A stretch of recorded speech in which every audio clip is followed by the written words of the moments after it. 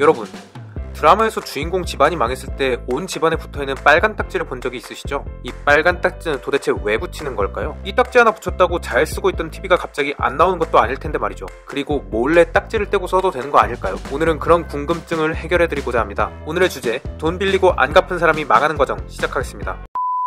우리는 살면서 수많은 대출을 받습니다. 뭔 소리야? 난 빚 한 푼 안 지고 사는데.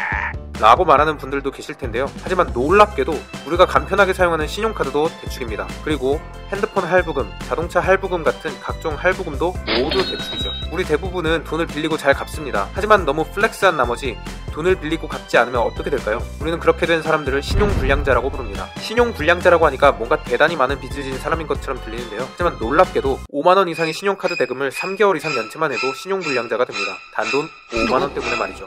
우리 주변엔 신용불량자가 아니더라도 돈을 빌리고 떼먹는 사람들이 많습니다. 이때 돈을 돌려받기 위한 합법적인 방법들을 소개해드리겠습니다. 첫 번째, 가압류.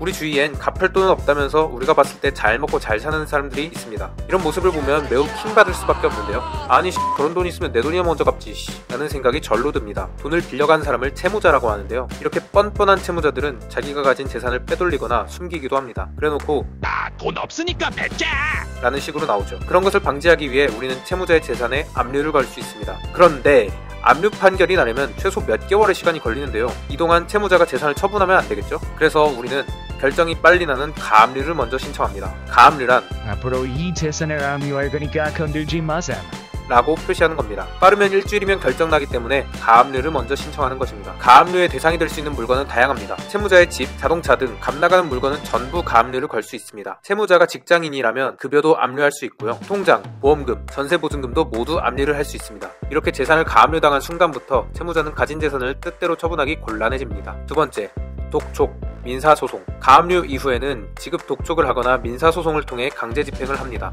독촉이 소송보다는 좀 더 간편한 절차인데요. 독촉은 채무자가 채무를 인정하는 경우에 취할 수 있는 조치입니다.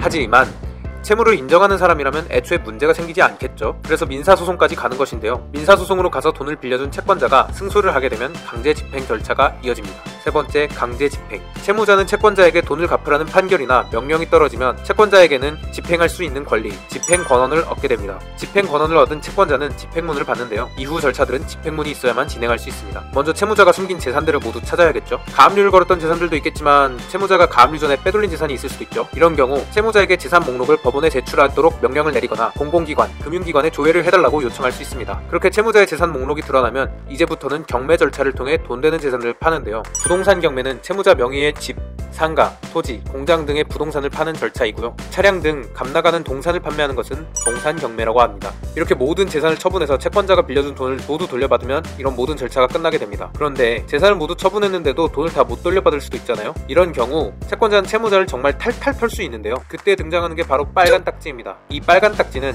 유체 동산 압류를 위한 것인데요. 쉽게 말해 채무자 집안의 가전, 집기 같은 물건들의 압류를 거는 것입니다. 유체 동산 압류까지 오면 정말 막장까지 온 것인데요. 이미 채무자는 집, 자동차같이 돈 나가는 물건들을 모두 털린 상태죠. 그에 비해 가전, 집기류 같은 건 팔아도 얼마 건질 수가 없습니다. 하지만 이런 물건들까지 뺏긴다면 생활이 매우 불편해지겠죠. 이런 것까지 팔아야 하는 상황이라면 채무자가 어떤 마음이 들까요? 아마 드라마에서 보는 것처럼 집안이 풍비박산나고 가족들은 큰 충격에 빠지겠죠. 그런데 물건들에 붙은 압류 딱지를 떼도 될까요?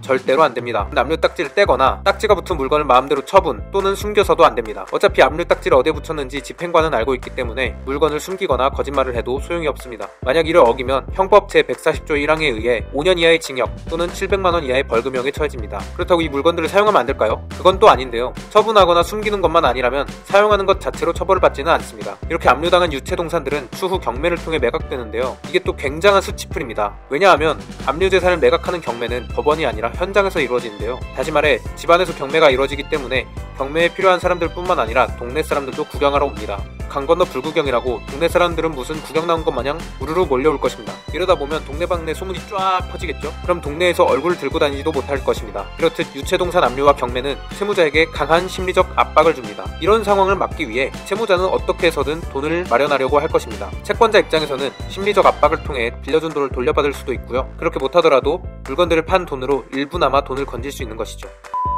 오늘은 돈을 빌리고 갚지 않은 사람이 어떻게 망해가는지 알아봤는데요. 요즘 가계부채 증가 속도가 엄청나다고 합니다. 이 때문에 은행들은 점점 대출을 해주지 않고 있는데요. 과도한 빚은 내 인생뿐만 아니라 내 가족과 주변 사람들의 인생까지도 망칠 수 있다는 점 명심하기로 하고 오늘 영상 마치겠습니다. 지금까지 자본주의 생존가였습니다. 감사합니다.